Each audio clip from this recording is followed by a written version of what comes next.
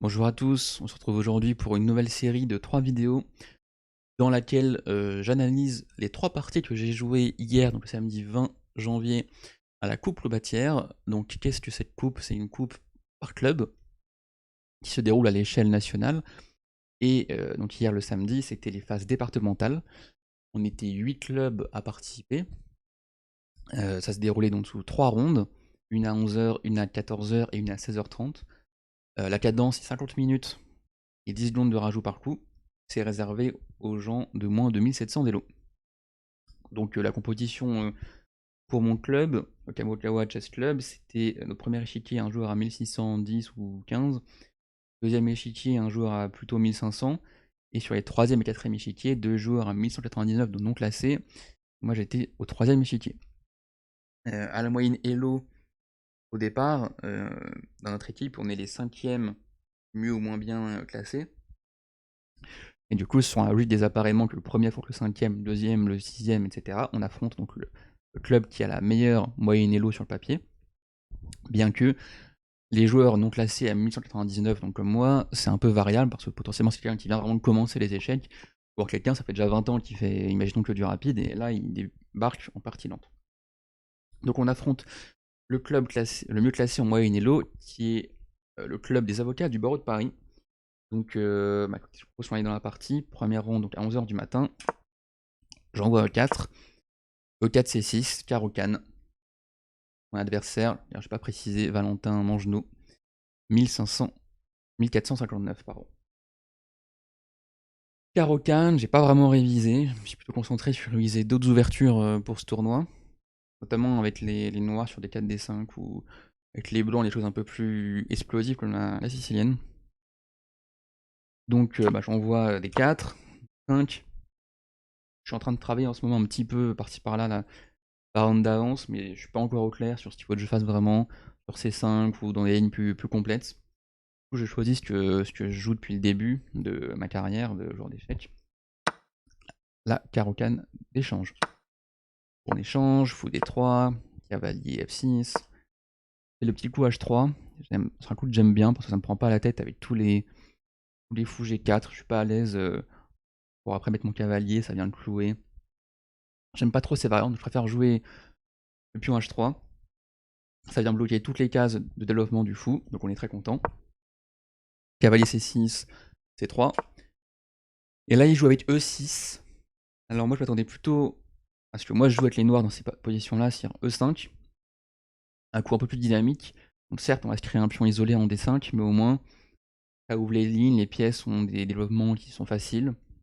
Bon, c'est assez intéressant. E6, ça joue aussi, hein, c'est pas grave, c'est pas une faute. Je sors le cavalier en F3. Dans cette carocane d'échange, souvent une clé, c'est mettre un cavalier en E5. Il n'est pas vraiment contrôlé beaucoup de fois. Et si le pion arrive en E5, ça va être un vrai pion embêtant pour les noirs. Ils ont tous leurs pions sur case blanche, contrôlent bien les cases noires avec ce pion, on pourra attaquer le roi potentiellement. Il sort le fou en D6. Bon, ça j'avais vu qu'il voulait sortir son fou en D6, moi j'avais hésité au lieu de faire cavalier F3 à faire fou en F4, mais dans ce cas j'avais peur, j'étais un peu embêté par des coups comme dame B6 qui vient attaquer le pion B2. C'était pas le moment de commencer déjà à faire des dingueries. Première partie en cadence classique de ma vie, en plus la partie impacte aussi le résultat du club, donc j'essaye de faire au mieux. Pas trop de risques, cavalier F3, fou D6, petit roc, fou D7, continue mon développement, tour E1, je viens viser un peu la case E5, il fait dame C7, donc il renforce le contrôle de la case E5.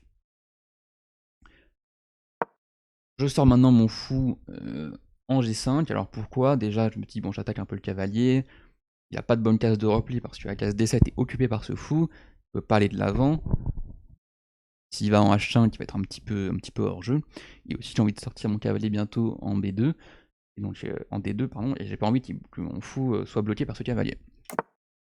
Bon, il avait fait le grand rock. Alors je me dis, wow, bon, déjà ça va partie moins tranquille que prévu. Mais bon, je me dis j'ai quand même quelques chances. Notamment, j'essaye de faire levier sur cette colonne C. je remarque l'alignement de toute façon, dame roi et je me dis: «Bon, si je veux mettre une tour en C1 et la colonne ouverte, potentiellement je cloue le cavalier à la dame et la dame est clouée au roi». Ça peut faire des problèmes après pour lui, avec un fou qui arrive en B5, le pion B qui part, bon, je sais pas, je me commençais à me faire un peu des films. Faire le cavalier en D2 pour pouvoir faire coulisser la tour si besoin, supporter les poussées C4, ou si la dame maintenant vient en B3, en B6 pardon, je mets mon cavalier en B3 justement pour protéger B2. Et là il envoie H6. Bon, je comprends, il veut faire fuir mon fou. Pour le moment, je sais pas trop si je le ramène en E3 ou si je prends. Je décide de prendre, et je me dis, voilà, bon maintenant, la structure de pion elle est pas top. Alors ok, j'ouvre la colonne pour attaquer sur mon roi potentiellement, mais les pions ne pourront pas participer à l'attaque. Donc je me dis que sans les pions qui déboulent, qui font des faiblesses, je pourrais m'en sortir. Là, je commence à donc pouvoir préparer mon idée d'attaquer sur la colonne C. Je me dis peut-être commencer par un coup comme A3, pour faire ensuite B4, C4, B5, des idées comme ça. Mais j'ai assez vite peur en fait sur une idée comme A3 de E5 avec prise, et là ce duo de pions qui est très fort. Si un pion arrive en E4 déjà, bah, mes pièces elles sont en fourchette, donc il faut que je commence à bouger mes pièces, je sais pas où les mettre. Cavalier, je trouve que c'est une pièce essentielle pour la défense de mon roi. J'ai pas envie de le bouger, donc tout ça j'aime pas du tout. Ça me plaît pas, donc je me dis j'ai pas le temps de préparer A3, j'envoie C4. L'idée c'est simple, si jamais il prend en C, déjà je vais pouvoir reprendre, attaquer ce fou, ouvrir la colonne, donc c'est pas du tout top pour lui. Et en plus, bah, ça désolidarise sa structure de pion et il pourra jamais pousser la fourchette là. Ou alors avec poussant d'abord F5, mais là c'est beaucoup trop long. Donc j'essaie de miner ce centre. Et là, il m'envoie directement tour G8. Il se met en face de mon roi. Et alors là, je comprends bien que son idée, c'est que si je prends ici en D5, quand il reprend en D5, il active son fou sur H3 et mon pion est cloué. Donc ça, je le vois. Et je me dis, j'y vais quand même. Ça va ouvrir un peu la colonne. Bon, là, donc, je dois fuir. Je mets mon roi en H1. Je sors de l'alignement. Il menace plus de gagner le pion H3. Parce que le pion est décloué. Et maintenant, cette structure de pion, je me dis, c'est désastreux. Je ne peux pas s'en sortir. Je vais amener une tour en C1. Un fou en B5. Je sais pas, cavalier B3 pour l'amener. Même cavalier C5. Je me dis, l'attaque, elle arrive vite sur son roi.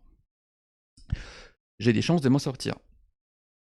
Et puis là, un peu pas la douche froide, mais le coup de massue. Bim, il m'envoie fou prend H3. Bon, je me dis déjà que je suis un peu obligé d'accepter le sacrifice, parce que sinon j'ai juste perdu un pion, mon roi va être vraiment trop faible. Donc je me dis, allez, je lui dis, montre-moi la suite, tu as sacrifié, montre-moi comment tu continues. Là, il joue cette idée que j'avais commencé à voir en réfléchissant maintenant. Il joue Dame D7, avec l'idée simplement de prendre en H3. Le roi est coupé par la tour, et avec le fou et la dame me mater violemment en H2.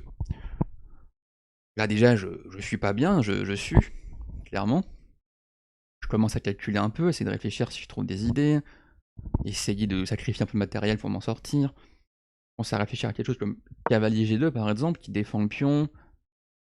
Mais là, j'ai calculé qu'il y avait tour prend G1, et sur roi prend G1, donc sur tour prend G1, il y a dame prend H3 mat directement.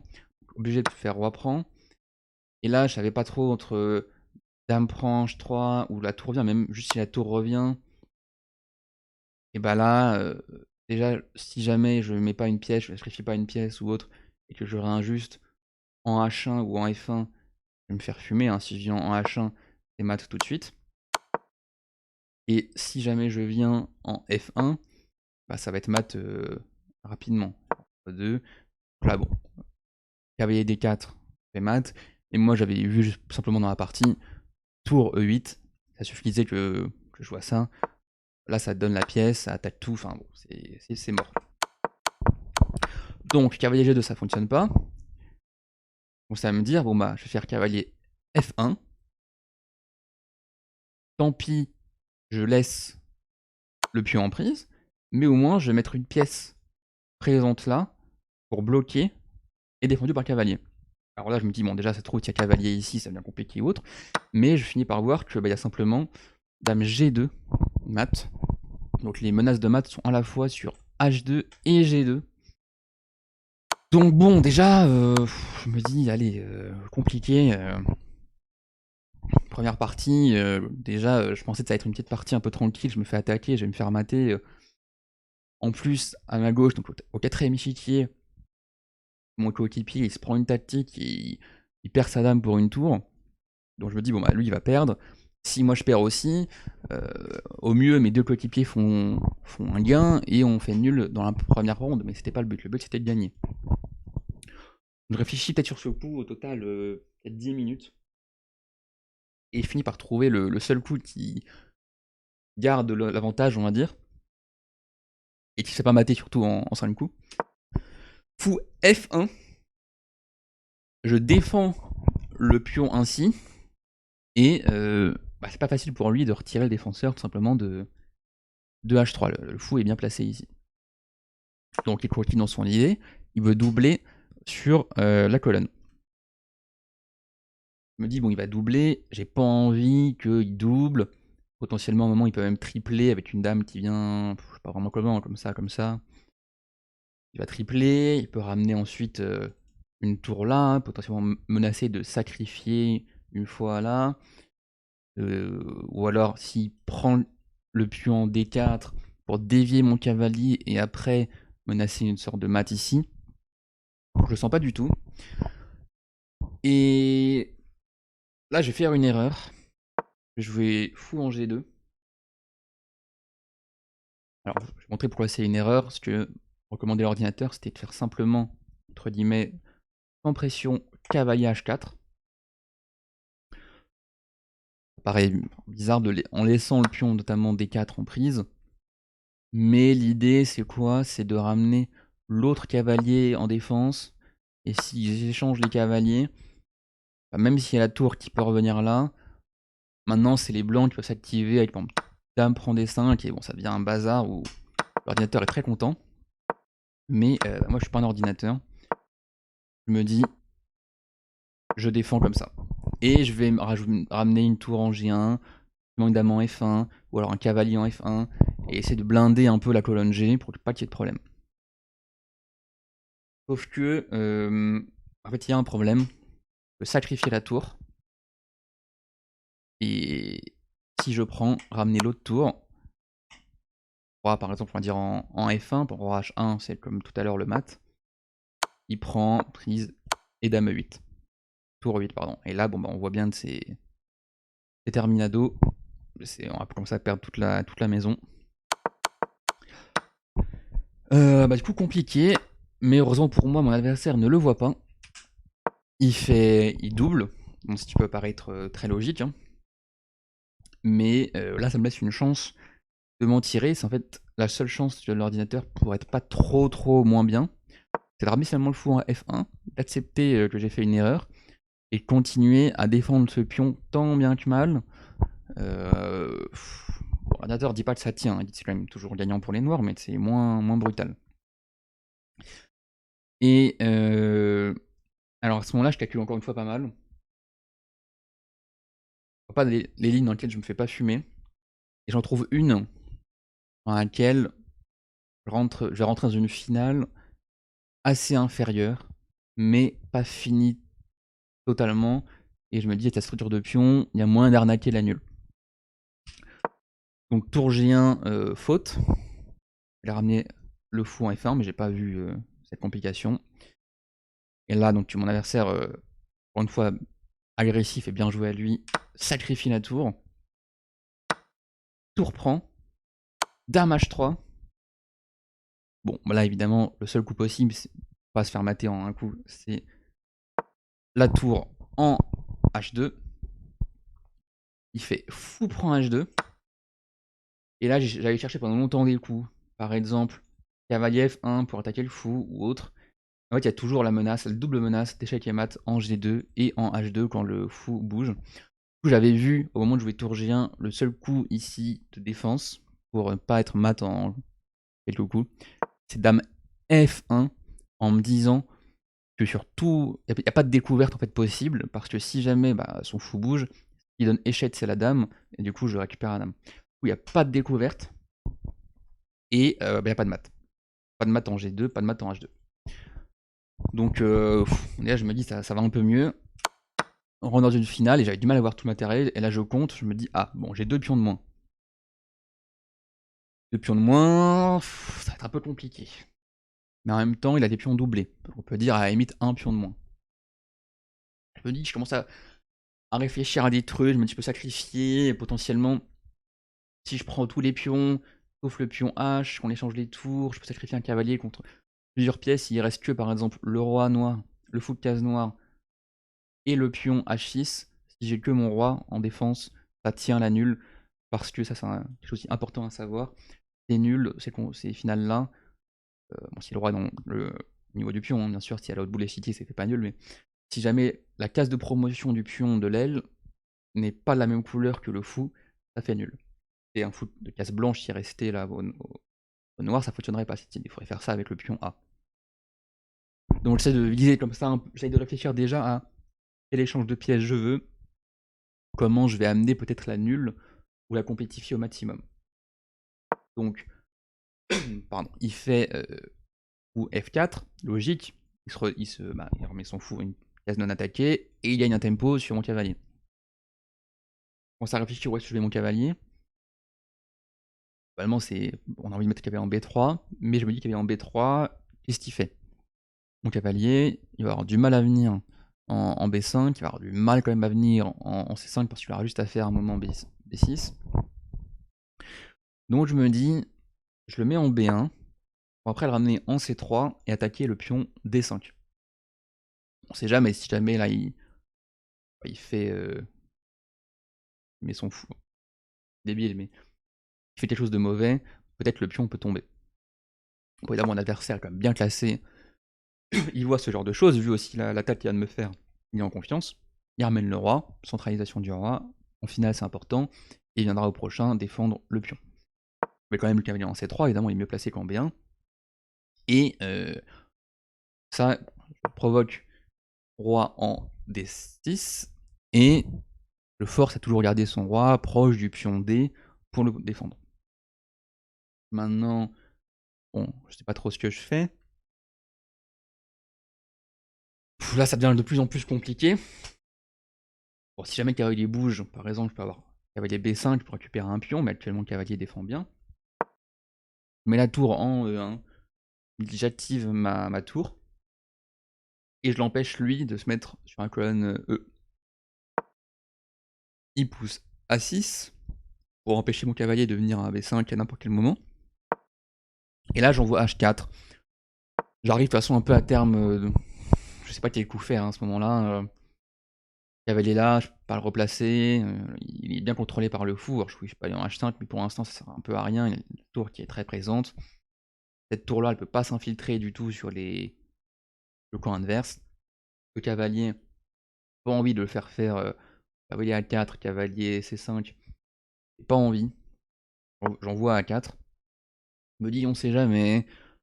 Peut-être envoyer un B3, comme ça au moins les pions sur son case blanche. Le fou, il peut pas les attaquer. Je joue un peu au hasard, j'attends de voir. Ils sont cavaliers en B4. Donc son idée, c'est d'arriver en D3, attaquer les deux pions, mais deux faiblesses, donc c'est très bien joué de sa part. Je mets la tour en E2, ça s'il vient, et mes deux faiblesses sont bien défendues, et je reste sur la colonne E. Là, j'étais assez content. Tour C8, alors là, j'ai pas trop compris son idée, je sais pas s'il voulait peut-être venir en C4 un moment, mais je me dis, bon, c'est quand même dommage pour lui, parce que son gros avantage à mes yeux, c'était quand même ce pion H, et ces pions F, même s'ils sont doublés, peuvent quand même aider à pousser un peu, chasser quelques pièces. J'avais plus peur qu'il m'embête de ce côté-là, mon roi était totalement coupé. Donc bon, déjà je commence à aller un chouïa mieux. J'envoie le cavalier H4, j'ai plus trop d'idées de toute façon. Je me dis bon, pourquoi pas mettre le cavalier en F5, ça fait échec, le roi doit bouger en C6, ça obstrue la colonne, pourquoi pas après rentrer avec une tour, un cavalier en E7, gagner le pion F7, bon je sais pas, je commence à avoir quelques petites idées. Il me coupe mes idées courtes, il ramène le roi en D7, du coup ça devient un peu plus compliqué. Là, bon je ramène le roi en G2, j'aurais pu potentiellement faire cavalier en F5, mais après tour E8, bien contrôlé, je voyais pas trop où ça menait. Je préfère ramener mon roi tant que je peux enfin l'activer un petit peu. Pourquoi pas aller chatouiller ce fou, ou le ramener un peu dans l'action, pourquoi pas. Vu que le sien est quand même bloqué plus ou moins vers la défense du pion D, même si maintenant son cavalier le défend aussi. Et donc tour E8 quand même.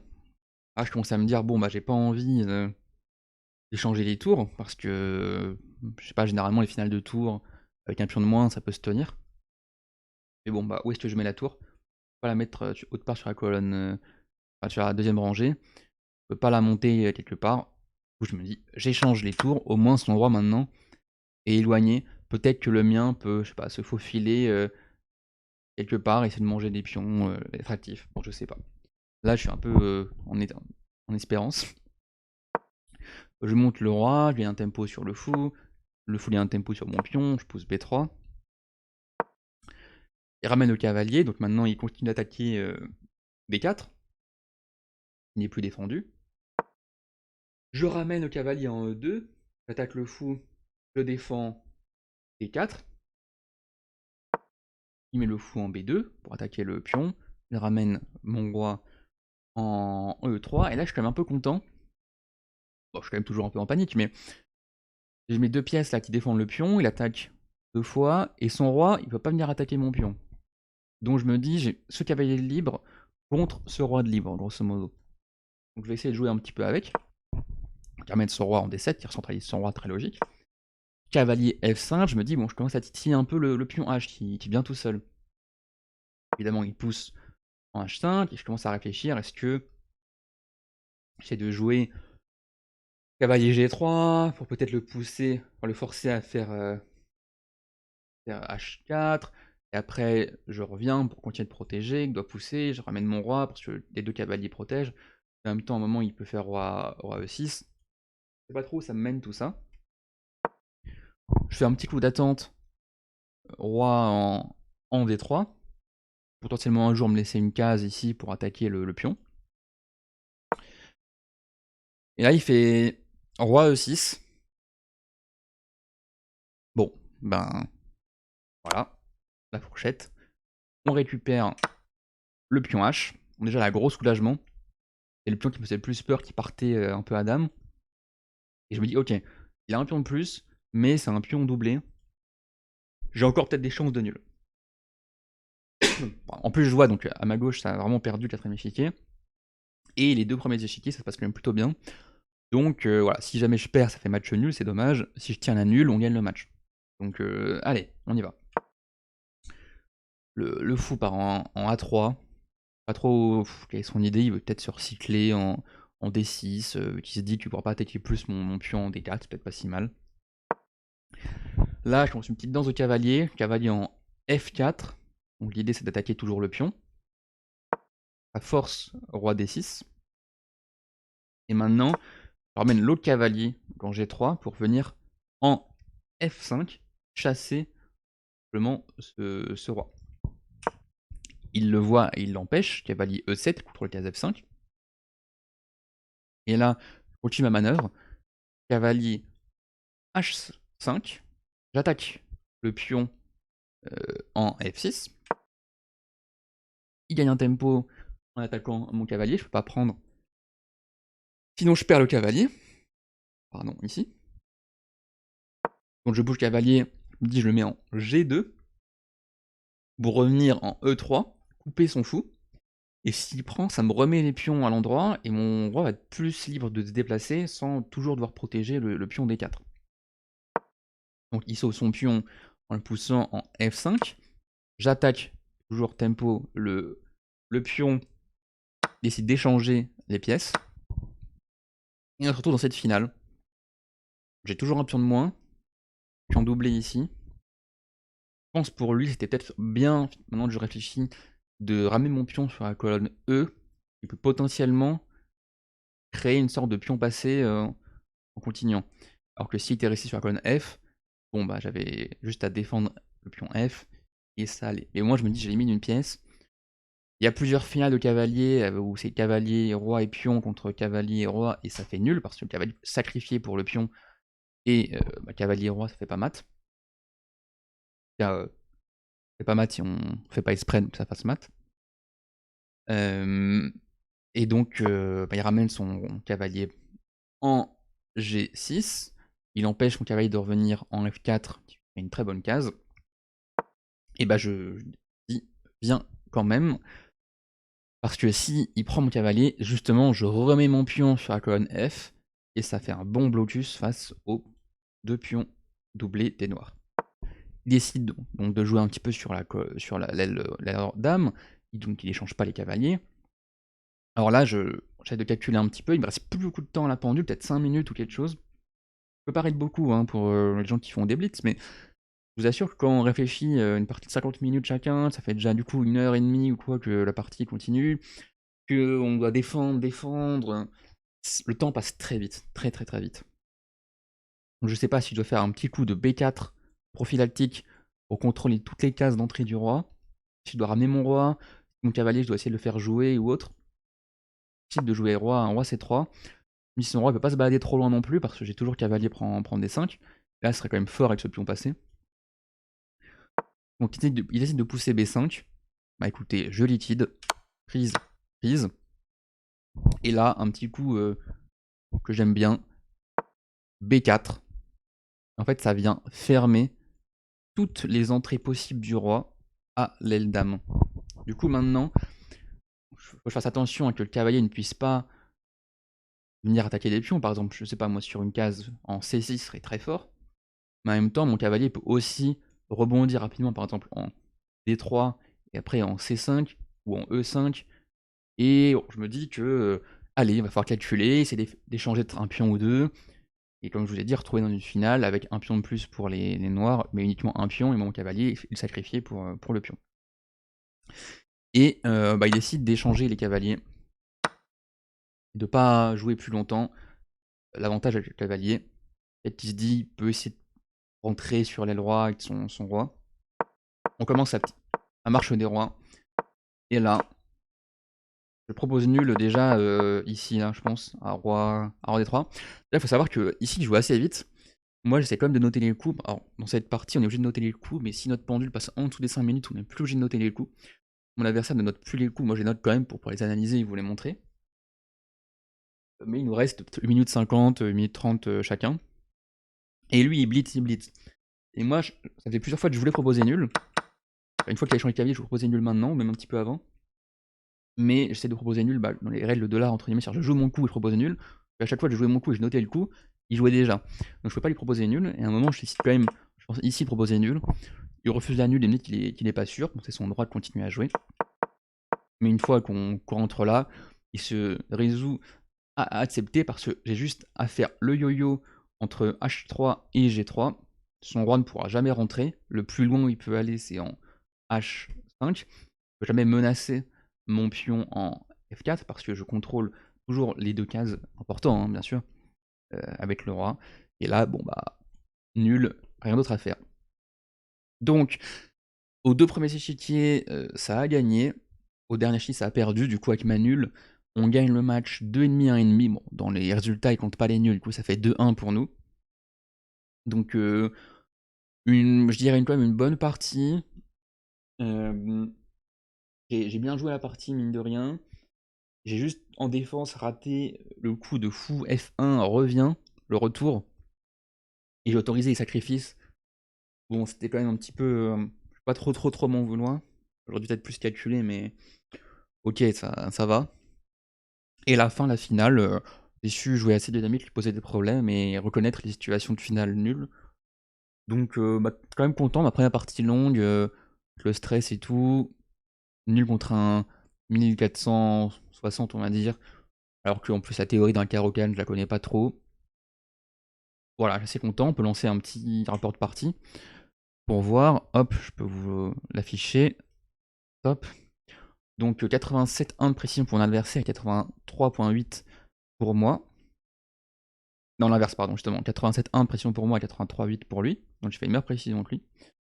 Les coups clés, bon, moi ça de toute façon, on les a vus, hein, c'est à ce moment-là, une fois que j'ai mis le roi en H1, sacrifice n'est pas du tout bon.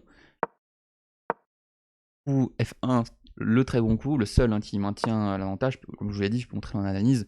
Voilà, les seuls, sinon c'est tout de suite fini. Et bah là, la gaffe, voilà, comme je l'ai expliqué dans la partie. Et après, bien joué encore une fois à lui. Chess comme le récompense d'un coup brillant. Cette fois-ci, maintenant, contrairement au fou prend H3 tout à l'heure, c'est réellement un bon sacrifice qui est valide. Et là, le seul coup, comme je vous l'ai dit encore une fois, dame F1, sinon on est cuit. Et après la suite, voilà. La vraie gaffe qui a fait qu'il a perdu tout à fait son avantage, c'est ce roi E6 qui me remet totalement dans la partie pour la nulle. Et la vidéo dure déjà une demi-heure, je propose qu'on s'arrête là et je vous donne rendez-vous pour la deuxième vidéo, pour la deuxième ronde. Salut, salut!